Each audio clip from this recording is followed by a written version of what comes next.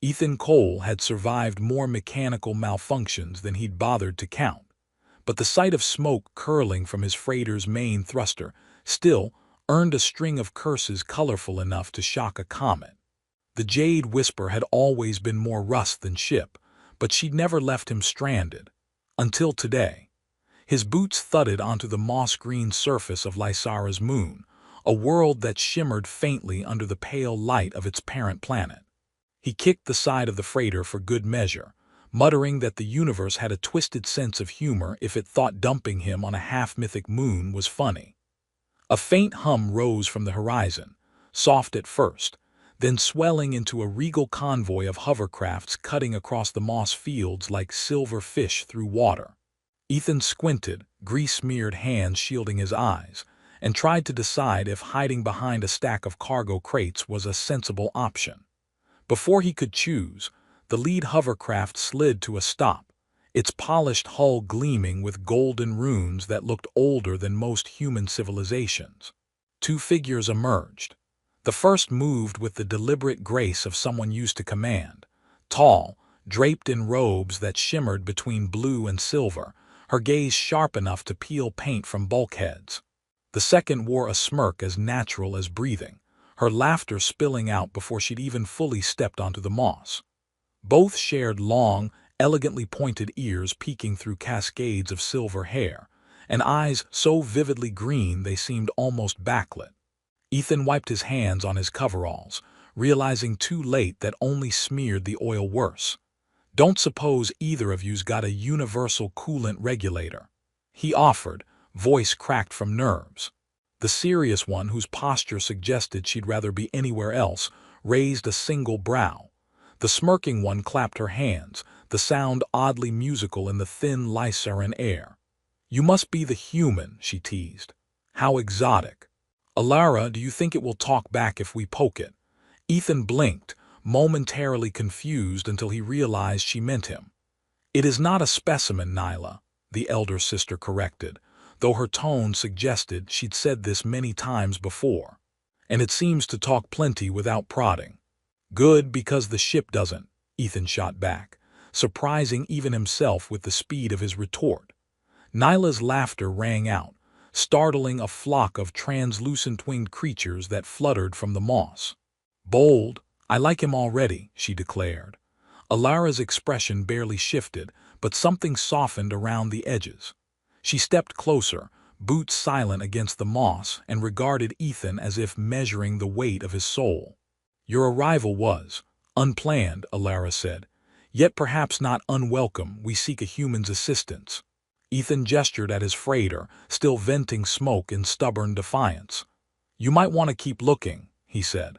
"My luck lately, it's been like a gravity leak." Nyla tilted her head, ears flicking as if catching something on a frequency only she could hear. "He jokes when he's nervous," she noted, voice warm. "Cute."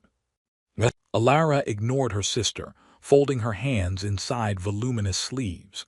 "We search for a relic beneath this moon's surface, something that may decide the fate of our realm." Ethan scratched the stubble along his jaw. "And you figured, hey, let's ask the stranded grease monkey." He regretted it instantly, but Nyla's grin only widened. "It appears you're the only grease monkey available," she said. "Besides, human hands can open what ours cannot." Ethan blinked, caught by the strangeness of that. "And what makes you think I'll help?" Alara didn't blink, "Because you have nowhere else to go." The honesty of it hit harder than he expected. He studied them both, their poise, the faint glow in the patterns on their robes, the subtle hum of tech woven into the fabric itself. Even stranded, even out of options, he found his voice. "Fine," he said. "But if we get eaten by cave slugs, I'm telling your mother it was all Nyla's idea." "She'd believe you," Nyla said brightly, her smile quicksilver. "She never did like my ideas." Their convoy carried them toward distant crystalline hills, the hovercraft gliding so smoothly Ethan had to remind himself to breathe. Nyla leaned in conspiratorially, her silver hair brushing his shoulder. "Ever ridden in something that doesn't rattle apart mid-flight?" "I feel strangely cheated," he muttered, "where's the comforting sound of metal fatigue?" Alara pretended not to hear, though the corner of her mouth twitched almost imperceptibly. Nyla caught it and made an exaggerated gasp. "Sister, was that an almost smile?" "You imagine things," Alara murmured, though her voice lacked real denial. The hovercraft crest crested a ridge, revealing a valley veined with rivers that glowed faintly under the twin moons. Ethan stared, words caught somewhere between awe and disbelief. "Does the landscaping come standard, or is it a royal perk?" "Royal perk," Nyla confirmed. "We'd share, but we're terrible hosts." Alara interrupted gently. "Focus. The relic lies beneath that valley. We will require your hands, Ethan Cole." "I'm starting to feel very popular," he muttered. "Though you might be disappointed, these hands are usually busy fighting with stubborn fuel injectors." "Better stubborn machines than stubborn princesses," Nyla teased. Alara ignored the jab, though her silence felt heavier than before. They stopped at the edge of the valley, where ancient stonework broke through the moss, symbols etched deep enough to have survived centuries. Ethan traced a finger across them, feeling faint warmth beneath his calloused fingertips. "Looks like your relic's buried under a few tons of history," he observed. "That," Alara said, "is why we need you." Ethan glanced between them, the quiet strength in Alara's eyes, the playful spark in Nyla's. Whatever waited below might be older than both their crowns combined. He swallowed, a shiver running down his spine despite himself. "Well," he said, voice forced light, "let's hope it's not guarded by ancient booby traps, or worse, ancient paperwork." Nyla laughed again, bright and unrestrained. Alara almost smiled. And under the alien moons of Lysara, Ethan Cole realized he had absolutely no idea what he'd just agreed to. But suspected life had just become a lot more complicated.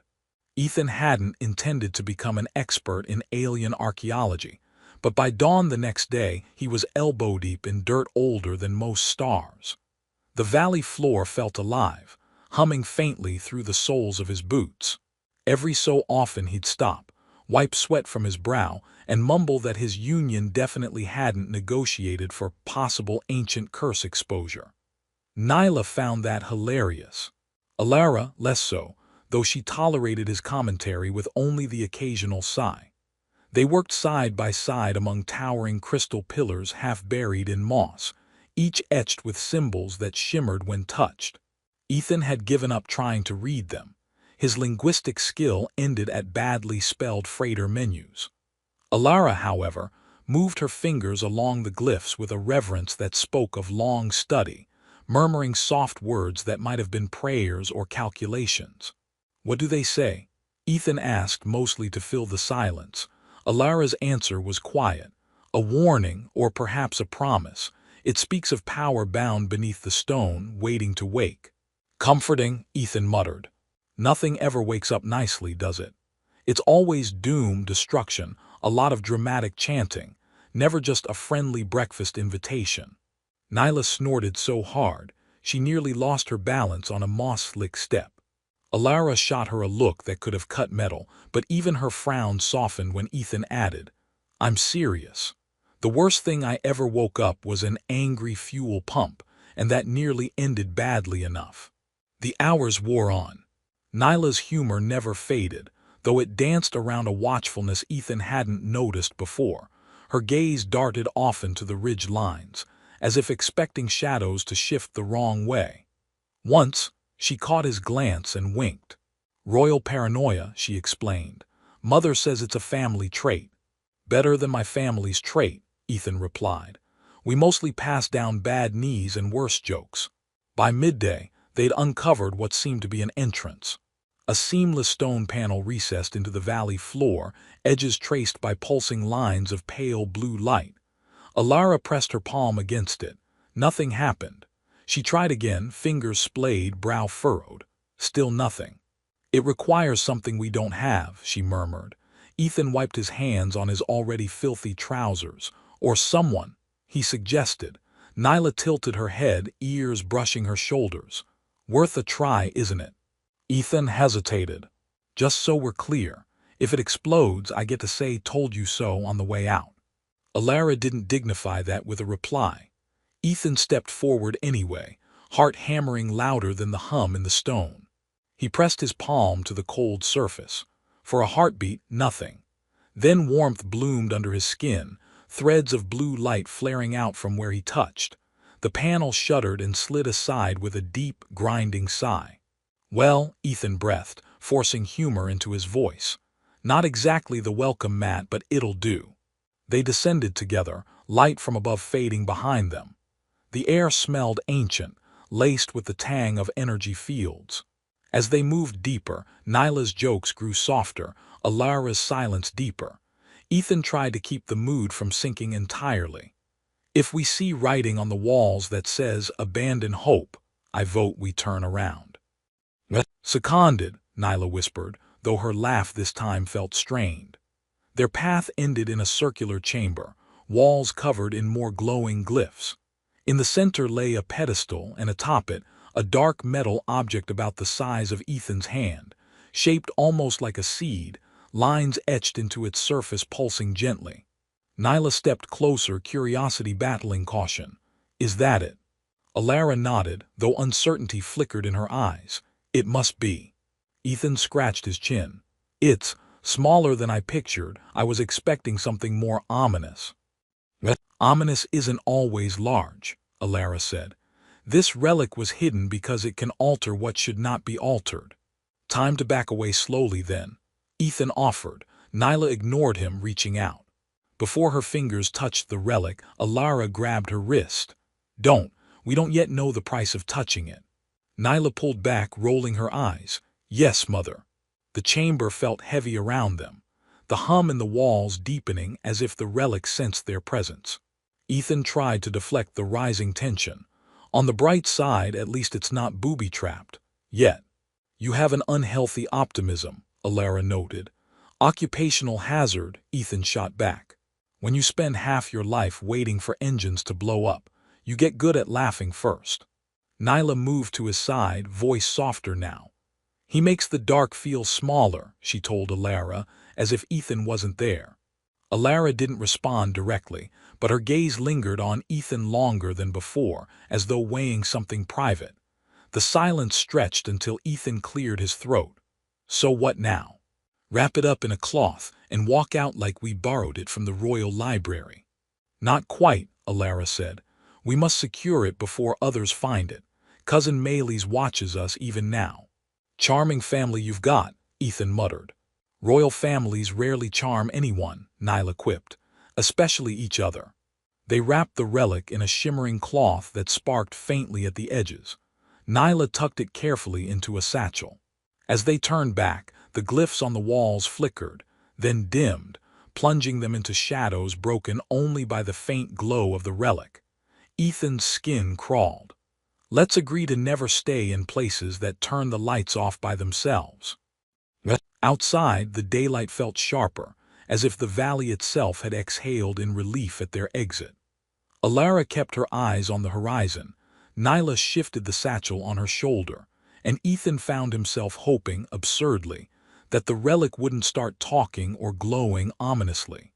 Yet even amid that unease, Nyla caught his eye and grinned. "Well, human," she teased, "you didn't explode, that's a good start." Ethan managed a crooked smile. High praise coming from someone who almost poked the ancient artifact. "And you," Alara asked quietly, "what do you feel?" Ethan shrugged, trying to keep it light, like someone who just volunteered for the galaxy's strangest group project. They began the walk back to camp, moss rustling underfoot, relic pulsing faintly between them. And somewhere beneath Ethan's bravado, a thought settled he didn't dare speak yet. That he might already care more about these alien sisters, and what they were fighting for, than he'd ever expected. Ethan woke before the twin suns rose, half expecting the events of the day before to vanish like a bad spacer's dream. But there was Nyla, already awake and fiddling with a small hollow projector that refused to obey, muttering curses in a language Ethan couldn't understand. And there was Alara, standing at the edge of the ridge, her silhouette sharp against the first pale light, watching the horizon as though expecting it to bite back. He rolled out of his makeshift bedroll, joints protesting. "Morning," he offered, voice scratchy. "Or whatever passes for it on this moon." Nyla didn't look up. "Your snoring nearly cracked the relic, human." "Consider it stress testing," Ethan shot back. "Might as well find out now if it's durable." Alara spared him a glance, her expression unreadable. "Finish your meal quickly. We move at first light." They ate a breakfast that tasted like spiced moss and disappointment. Ethan tried not to look too long at the relic, wrapped carefully in its cloth and resting between them. It pulsed softly, as though dreaming. Nyla caught him staring and poked at the satchel. "Don't worry, it hasn't started whispering ancient secrets. Yet." "Give it time," Ethan grumbled. "Everything starts whispering eventually. Engines, relics, even my knees." Their path led them deeper into the valley's heart, the moss underfoot giving way to stone that shimmered faintly under each step. Ahead, the catacombs opened like the maw of some ancient beast, dark and wide enough to swallow them whole. Ethan hesitated, and Nyla bumped his shoulder with hers. "Scared?" "Only reasonably," he replied. "I'm just making peace with the idea of being eaten by historic architecture." They stepped inside, light from Alara's wrist lamp cutting through the gloom.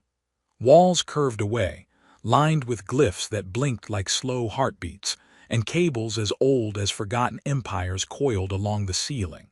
The air smelled of minerals and ancient power. Ethan's voice echoed. "If anyone sees bones, let's agree not to trip over them."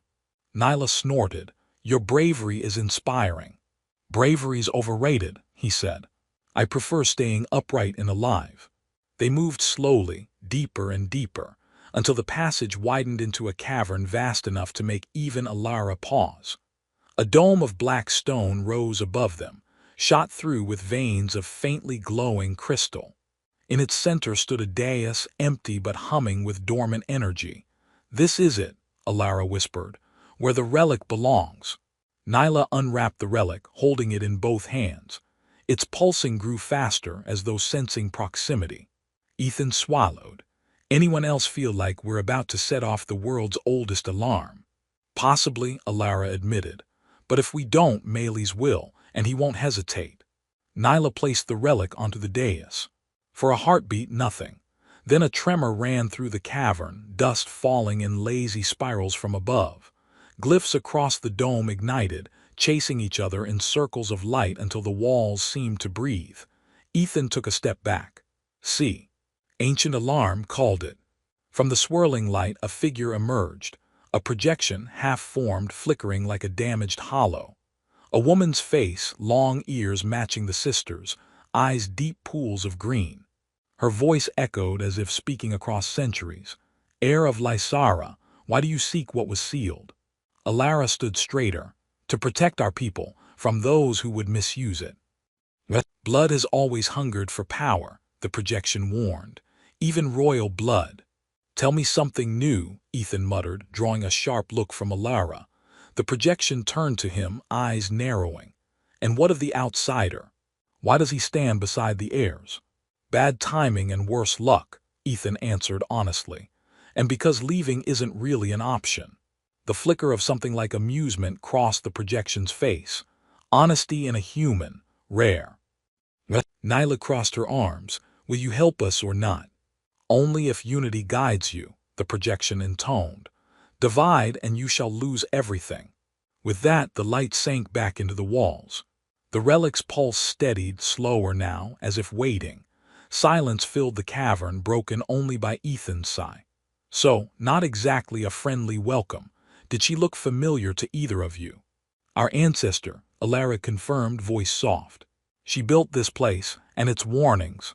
They turned to leave, but movement at the entrance froze them. Figures emerged, armor gleaming black, visors down, weapons at the ready. At their head, a man with Alara's sharp cheekbones but none of her calm. His gaze swept over Ethan with disdain, then settled on the relic. "Cousin Maley's," Nyla spat. "You've grown uglier."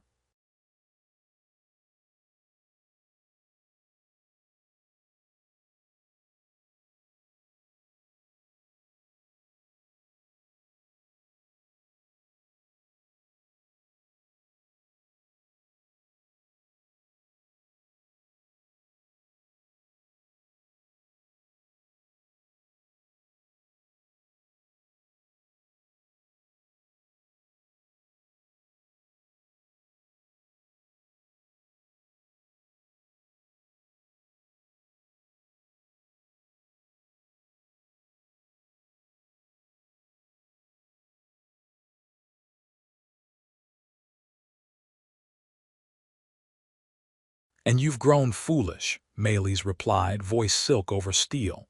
Bringing a human into royal matters, how desperate you must be. Alara stepped forward. Step aside, Meles, you don't understand what you're risking.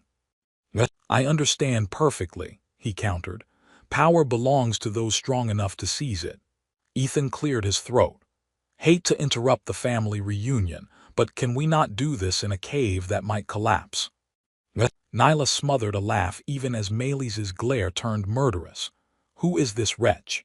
The one who opened what you couldn't, Alara answered coldly. Meles sneered. Then he dies first. His soldiers raised their weapons. Ethan raised his hands. Can I suggest plan B? Talking politely, no. Nyla's hand darted to the relic. Light flared, blinding in its intensity. Ethan felt heat wash over him, the floor vibrating under his boots. When the glare faded, Meles and his men lay scattered, dazed but alive. The sisters stood beside Ethan, breathing hard. Nyla grinned. Well, that worked better than expected.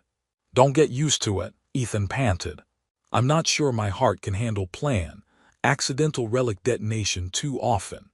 They fled the cavern, relic cradled carefully once more. Behind them, Meles stirred, eyes dark with promise of revenge. Outside, dawn had fully broken, painting the moss fields in silver and jade. Ethan bent, hands on his knees. So, that went, somewhere between terrible and catastrophic. Nyla clapped his shoulder. You did well, human. Alara met his gaze, her voice softer than he'd heard it yet. Thank you, Ethan, truly. He managed a breathless grin. No problem. Next crisis, though, I get to pick the relic. They walked on, hearts still pounding, each step carrying them closer to a future none of them dared yet to imagine.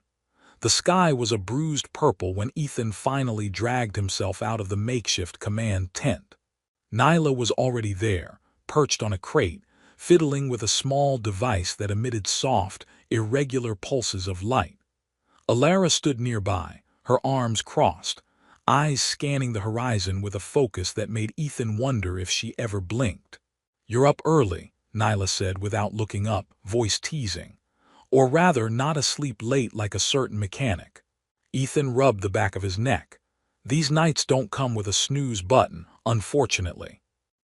Alara's gaze shifted to him, a faint curve tugging at the corner of her mouth. The enemy grows bolder. We cannot afford weakness. Noted, Ethan replied dryly. Though considering my usual weakness is falling asleep standing up, I'm working on it. Nyla snorted, dropping the device into her satchel. You're impossible, human, but we like you. I'll take that as a compliment, Ethan said, trying to suppress a grin. A sudden chime from the tent's comm unit interrupted the moment. Alara's brow furrowed as she answered.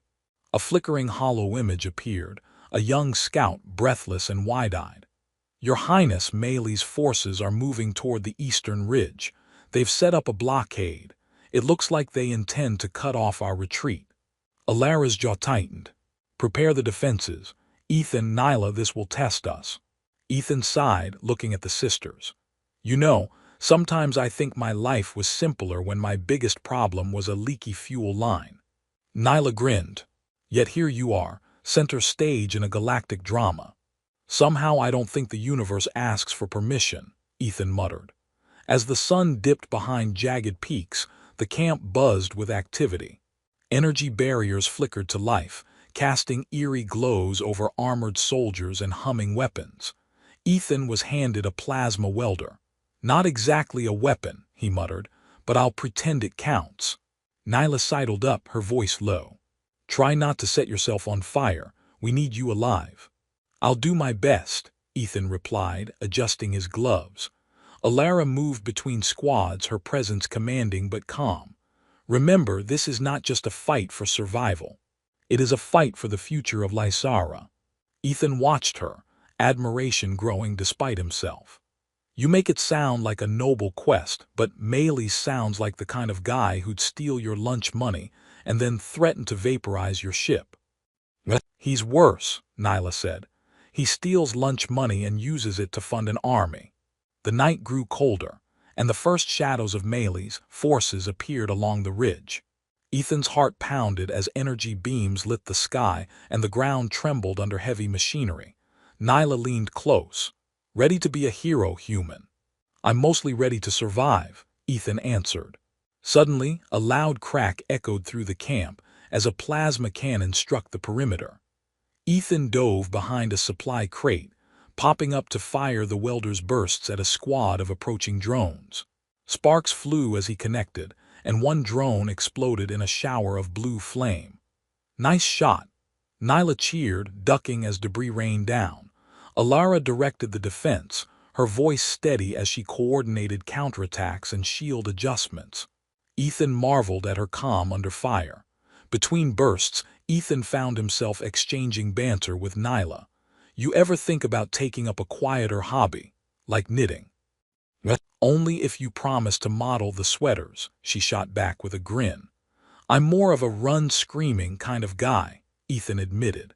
The battle wavered with both sides taking heavy losses. Then, as if sensing the tide, Meles himself strode forward, flanked by elite guards. His voice boomed across the field.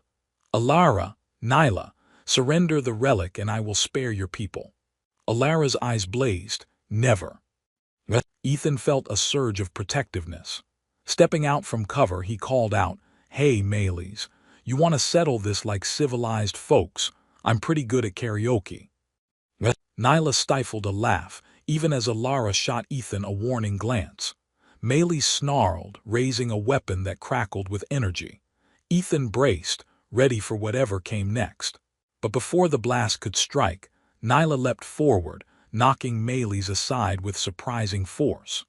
The relic in her satchel pulsed wildly, and a wave of energy rippled through the battlefield, disorienting Meles' forces. Guess the karaoke challenge is off, Ethan said, ducking behind cover. Alara moved to Nyla's side. Your control is growing, we must be cautious. Nyla grinned despite the tension. What can I say? Pressure brings out the best in me. The battle raged on, but the tide had turned. Meles' forces retreated, leaving the camp bruised but unbroken. As silence settled, Ethan wiped sweat from his brow. Well, that was exciting. Can we do it again sometime? Maybe with fewer lasers. Nyla laughed. Only if you promise to keep your jokes coming. Alara approached, her expression softer now. You have proven yourself more than a mechanic, Ethan. You are a part of this. Ethan looked at the two sisters, both fierce and vulnerable, royal and real. Guess I'm stuck with you then. Nyla grinned. Don't worry, we're just as stubborn as you are. And as the stars blinked awake overhead, Ethan knew the fight for Lysara was far from over. But maybe, just maybe, he wasn't alone anymore. Ethan's fingers trembled slightly as he held the relic, its faint pulse syncing oddly with his own heartbeat. Nyla and Alara stood on either side, their long ears twitching with tension, though Nyla's trademark smirk remained, a thin veil over the storm beneath. So here we are, Ethan said, voice a little rough but steady. Final showdown time. Anyone want to explain how I went from busted mechanic to royal artifact guardian? Alara's eyes met his, unwavering. Because you have the courage we need and the heart. Or because you got lucky enough to annoy Meles so much he couldn't ignore you, Nyla added with a grin. Ethan chuckled despite the weight of the moment. Yeah, that too. Ahead, the cavern's ancient walls pulsed with energy as Meles and his elite guard blocked their path. His grin was cruel, soaked in the certainty of power long grasped. You think this relic will save you? Meles sneered. It is a tool for the strong, and I am the strongest. Alara stepped forward. Strength alone does not grant right. The relic belongs to Lysara's true heirs to protect, not destroy. Meles laughed. Words of a queen too weak to take what she desires. Ethan glanced at the relic nestled in Nyla's hands. Well, maybe it's time to remind him strength isn't just about weapons and power. Nyla's smile twisted with a spark of mischief. You're really going to enjoy this. With a soft hum, the relic awakened, swirling light bathing the cavern in hues of violet and silver. Ethan felt warmth flood through him, a strange clarity, as if the relic recognized more than just royal blood. It recognized the ties forged through courage and trust. Meles raised his weapon, but before the blast could ignite, Nyla channeled the relic's energy, a shimmering shield erupting between them. The cavern shook, ancient glyphs flaring as the relic responded to her will. "You underestimate unity," Alara declared, stepping beside her sister. "Together we command what no tyrant can." Ethan's pulse quickened, and he felt a sudden surge of determination. "All right, cousin Meles," he called out, voice ringing. "Here's a tip. Messing with family rarely ends well, especially when the family has a human mechanic who doesn't know when to quit." Nyla laughed, light and victorious as the relic pulsed again. The light flared, enveloping Meles and his guards, rendering them powerless but unharmed. Their ambition, shattered not by violence but by a force greater, understanding and unity. Meles glared but lowered his weapon, beaten not by brute force but by the strength of bonds forged in adversity. The relic's glow faded, settling into a steady rhythm, as if content. Alara turned to Ethan. "You've changed this outcome. You've changed us." Ethan rubbed his neck, grinning. "Guess all those years fixing broken ships taught me something about fixing other stuff too." Nyla nudged him playfully, "Including stubborn princesses." He laughed. "Especially stubborn princesses." The journey back to the surface was quiet, filled with a new kind of peace. The sisters' banter returned, light and genuine, and Ethan found himself part of it, not as an outsider, but as a brother in arms. Under the twin moons, Ethan looked up, feeling a strange sense of belonging. The universe was vast and unpredictable, but here, with these two alien princesses, he had found a cause worth fighting for, and friends worth trusting. "Think we'll ever get to a normal day?" he asked. Nyla grinned. "Normal is overrated." Alara smiled softly. "With you here,